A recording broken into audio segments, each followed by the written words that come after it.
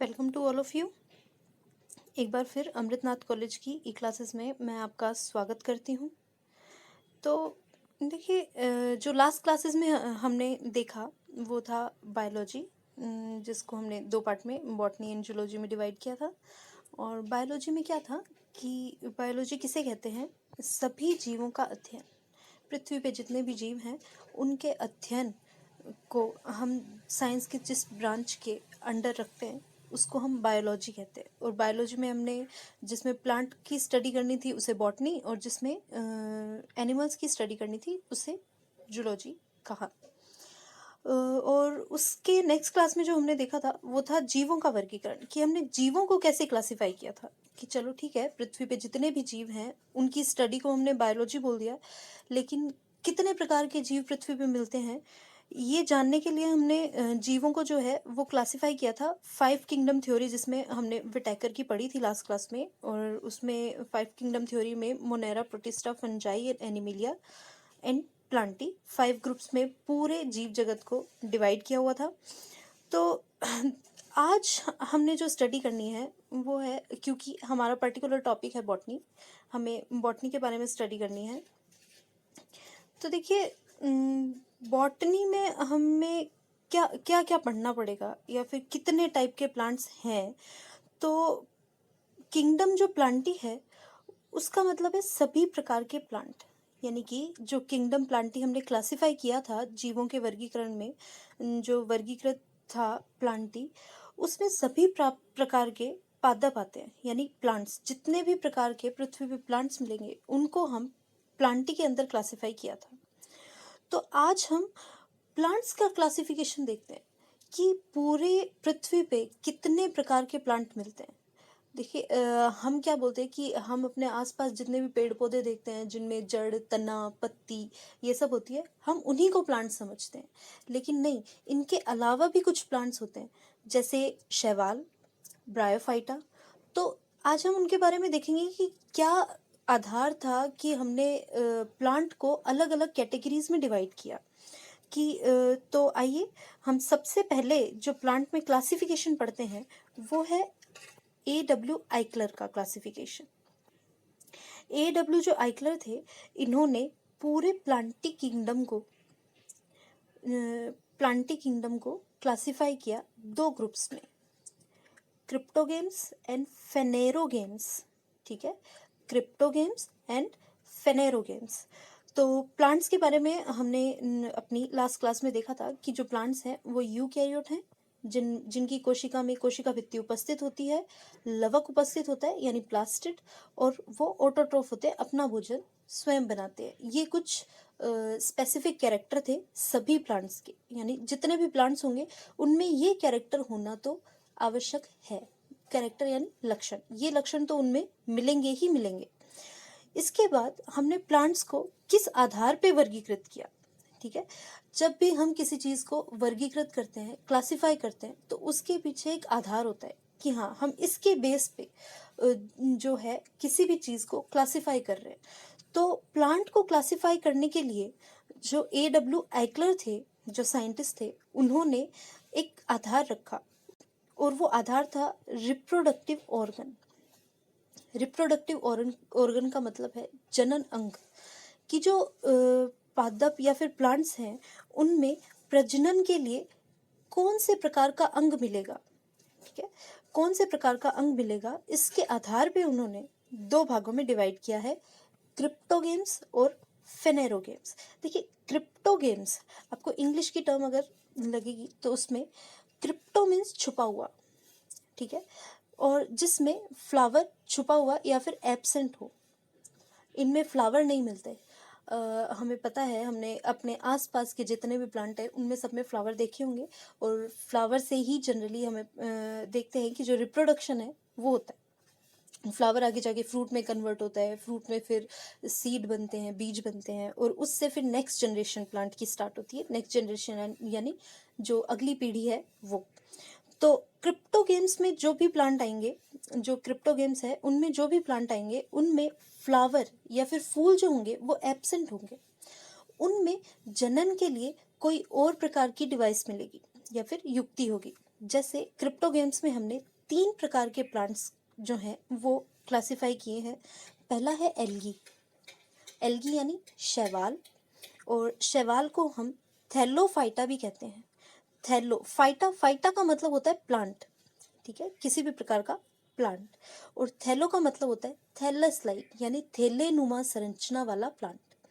तो क्रिप्टोगेम्स में जो फर्स्ट ग्रुप है वो है एल्गी, शैवाल या फिर थैलोफाइटा।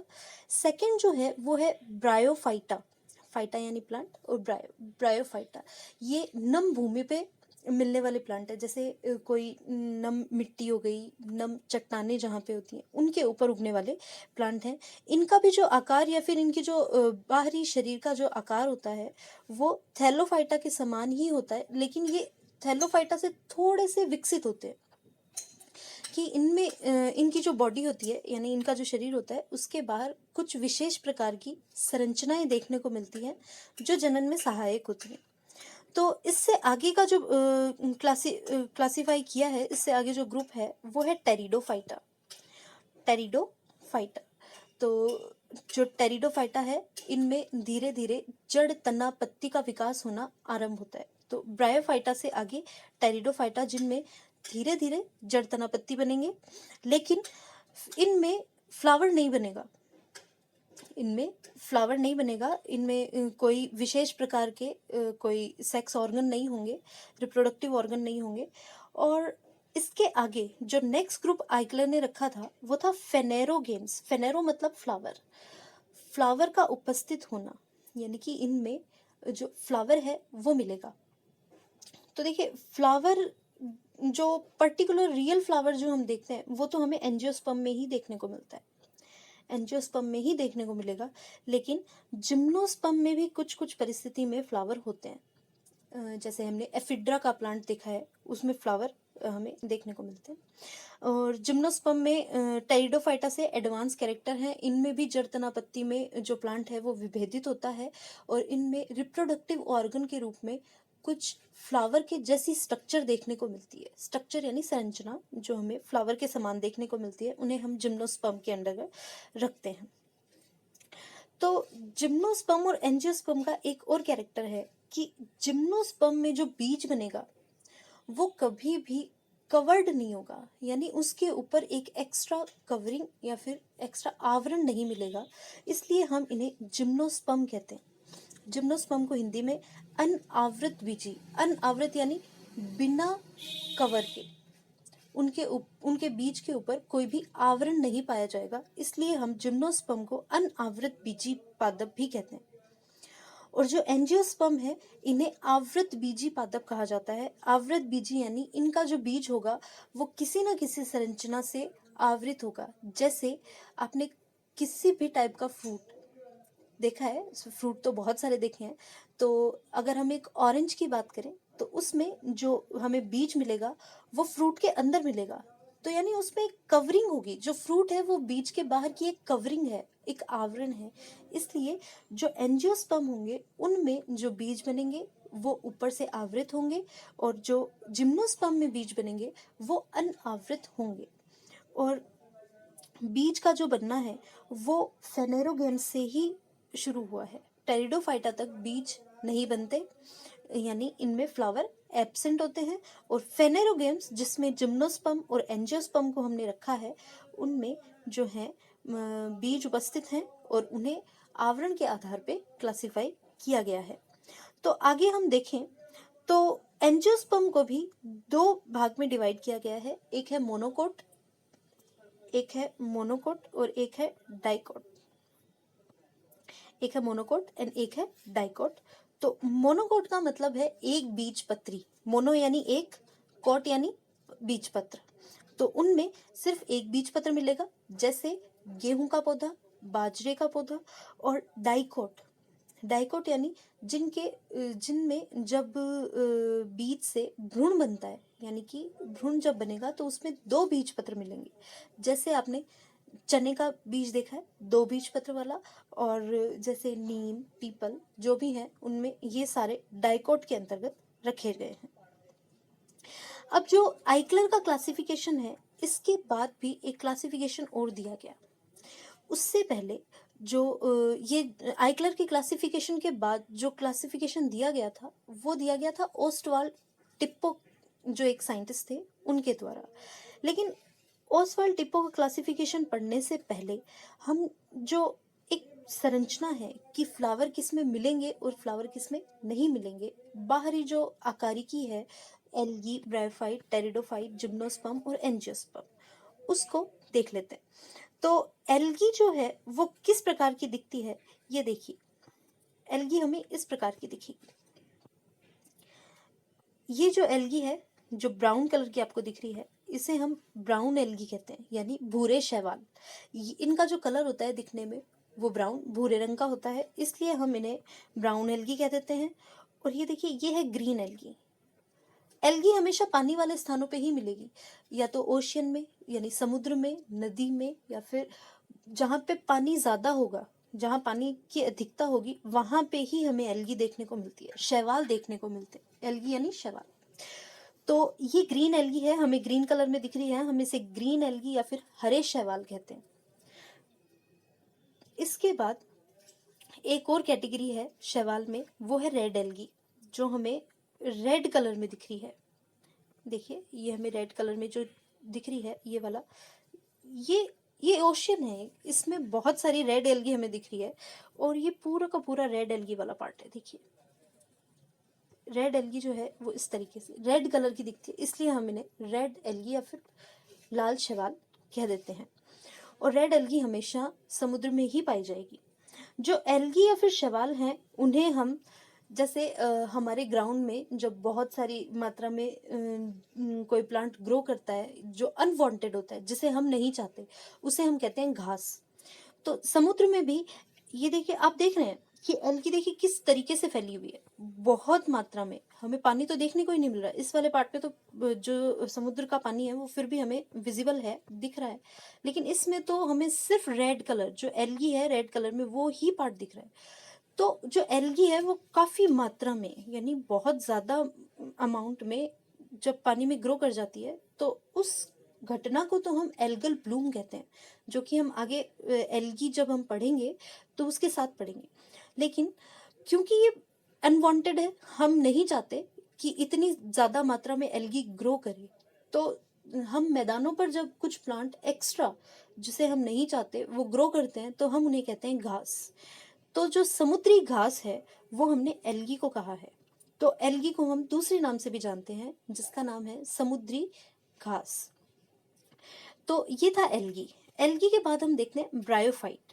देखिए, ब्रायोफाइट भी जो है वो थैलस के जैसी संरचना है।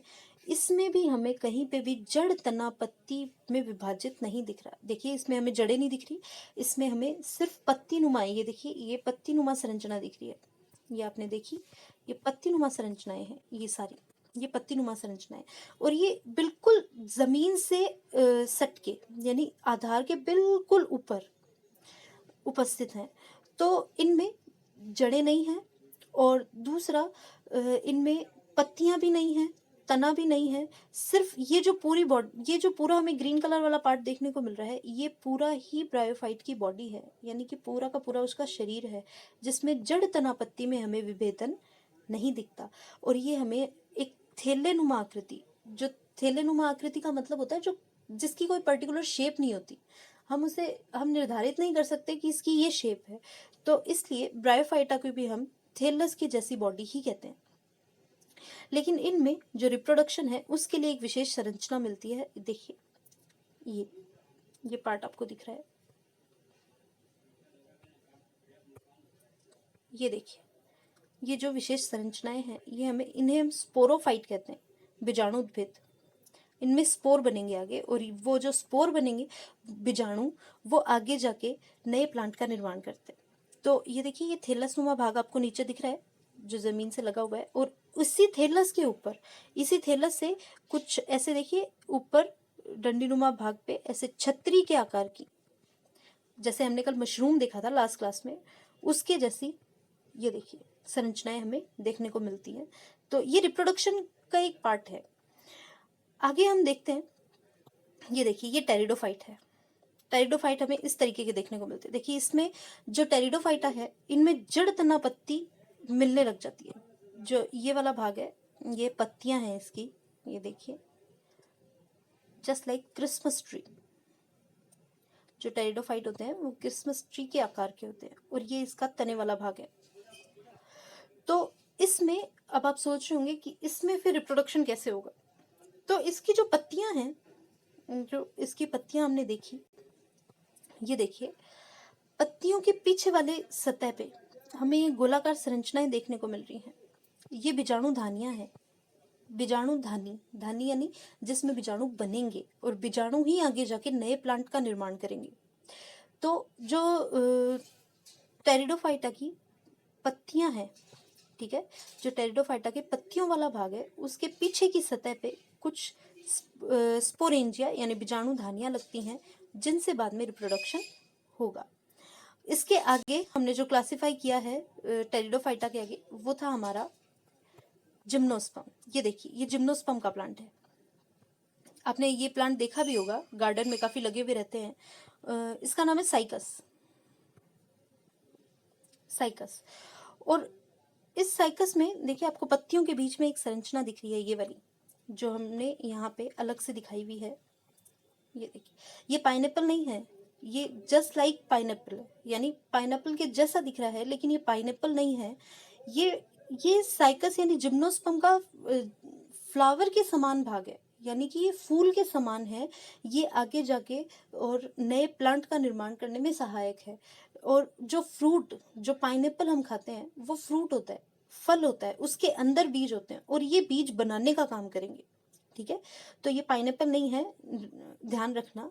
तो जो जिम्नोस्पर्म होते हैं, उनका जो तना होता है वो काफी मोटा होता है, ये देखिए, और काफी लंबा भी होता है। जो जिम्नोस्पर्म है वो काफी लंबे लंबे प्लांट होते हैं, काफी हाइट होती है इनकी।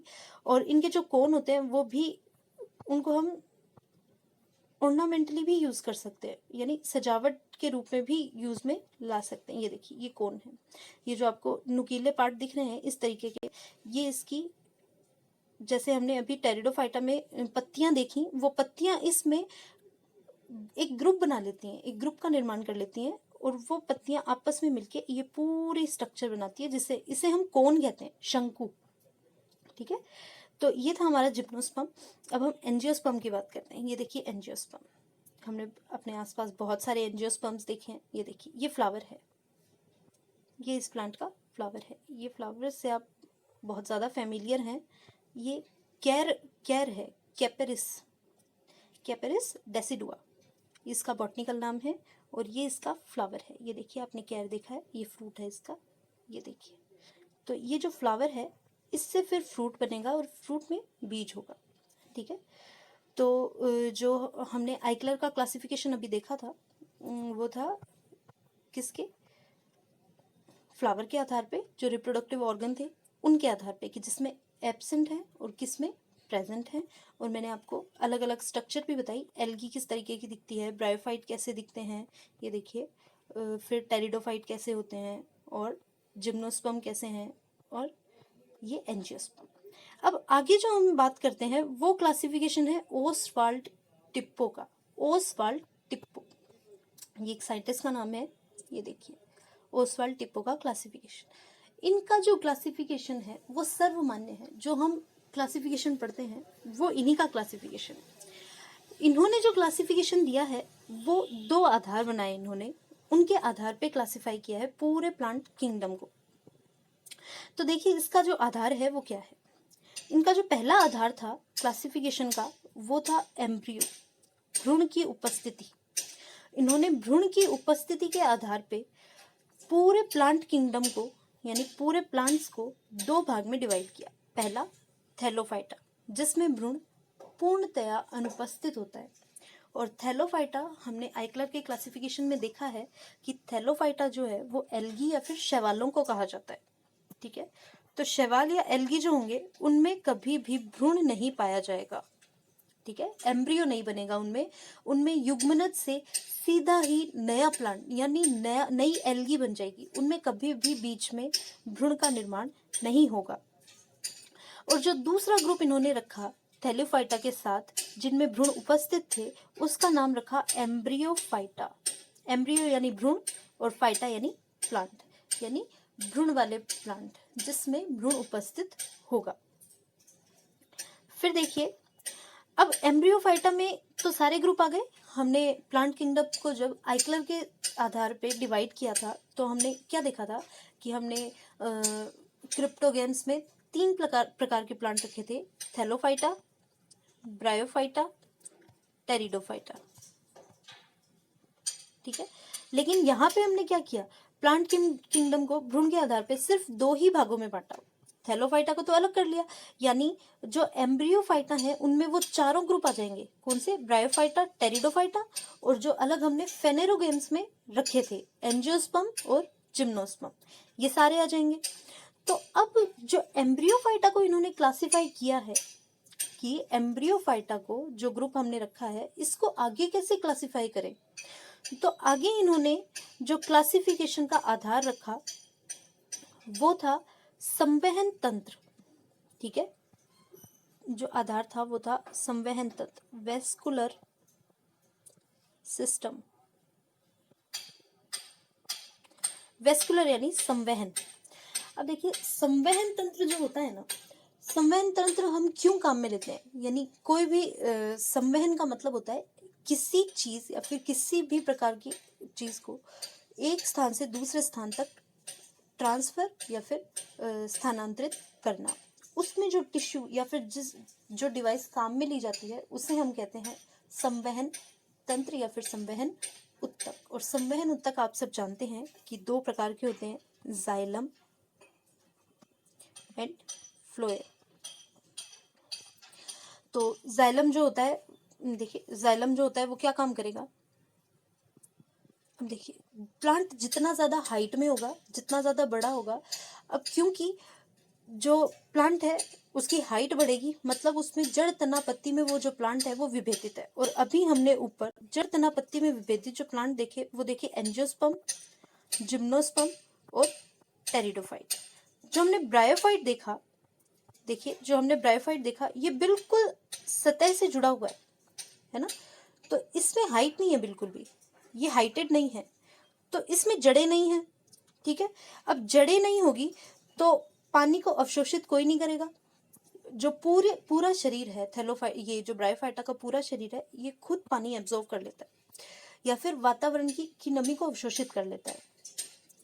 लेकिन जो हमने टेरिडोफाइटा देखा है जिसमें जड़ तना पत्तियां भी थी, जिम्नोस्पर्म देखा, उसमें भी काफी हाइटेड प्लांट हमने देखे अभी, तो उनके लिए जो जड़ें हैं वो अवशोषण का काम करती हैं और पत्तियां आपको पता है कि भोजन बनाने का काम करती हैं।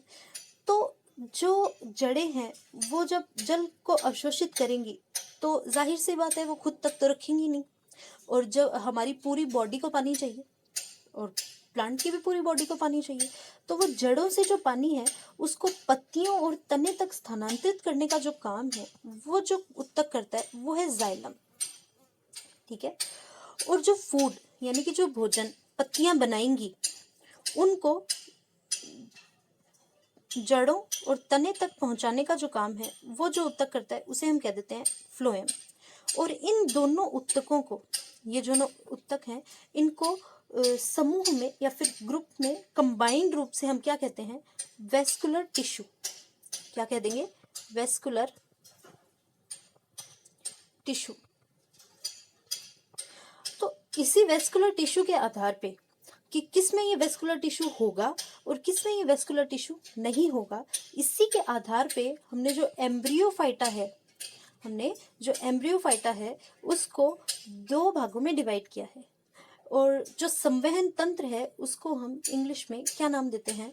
ट्रैकिया, ट्रैकिएटा, ट्रैक। ठीक है, स्थानांतरण किससे होगा? ट्रैक से ही होगा। जब हम एक जगह से दूसरी जगह पे यात्रा करते हैं या फिर जब हम जर्नी हमारी चलती है तो हम कैसे जाएंगे? कोई ना कोई ट्रैक होगा। जो ट्रेन है पटरी पे जाती है तो वो उसका ट्रैक है, और ट्रेन का क्या काम है? हमें एक जगह से दूसरी जगह तक ले जाना। ठीक है, तो वही काम पानी के लिए, ठीक है, पानी जड़ें जो है पानी को एब्जॉर्ब करेंगी, और पानी के लिए जो ट्रैक वाला काम है, जो पटरियां ट्रेन के लिए करती हैं, वो कौन करेगा? जाइलम। ठीक है। तो संवहनीय तंत्र हो गया, वो संवहन करने वाली संरचना हो गई। तो जिसमें वो संरचना मिलेगी उसे तो हम कह देंगे संवहनीय पादप, ठीक है। ट्रैकियोफाइटा, जिसमें संवहन तंत्र उपस्थित हो, संवहनीय पादप। और जिसमें ये संवहन उत्तक उपस्थित नहीं होते या फिर जिनमें ये ट्रैक नहीं होता, उन्हें हम कहते हैं ए यानी एब्सेंट, ठीक है।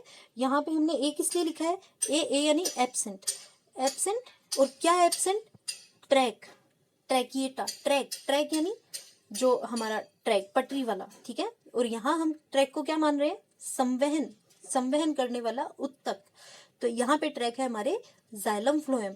तो असंवहनीय, ए ट्रैकिएटा, असंवहनीय जिसमें वेस्कुलर टिश्यू एब्सेंट होता है, उससे हम क्या कह देते हैं, असंवहनीय पादप। और उसमें हम रखते हैं ब्रायोफाइटा को। देखिए थैलोफाइटा भी असंवहनीय ही होंगे, लेकिन उसको तो हमने पूरे के पूरे एम्ब्रियोफाइटा से अलग ही कर दिया, थैलोफाइटा में रख दिया। तो थैलोफाइटा में तो संवहन तंत्र होगा ही नहीं, ठीक है। वो तो उसमें तो भ्रूण भी नहीं है, उसमें संवहन तंत्र भी नहीं है। और ये तो आप देख ही सकते हैं कि जो एल्गी या फिर शैवाल हैं वो हमेशा पानी में रहते हैं। तो उनको जो पानी है उनको ज़मीन से और दूसरी जगह पे ले जाने की ज़रूरत नहीं है, उनमें जड़ें नहीं है। तो पानी का जो अवशोषण है या फिर पानी का अवशोषण पूरी का पूरा शरीर कर लेता है। तो उनको एक जगह से दूसरी जगह पे पानी के स्थानांतरण की या फिर ट्रांसफर की कोई आवश्यकता नहीं होती। तो इसलिए उनमें संवहन तंत्र अनुपस्थित होता है। ऐसे ही ब्रायोफाइट हैं, उनमें भी संवहन तंत्र अनुपस्थित होता है। तो एम्ब्रियोफाइटा के जो ट्रैकिएटा समूह है उसमें कौन से प्लांट बचे, टेरिडोफाइटा, जिम्नोस्पर्म और एंजियोस्पर्म।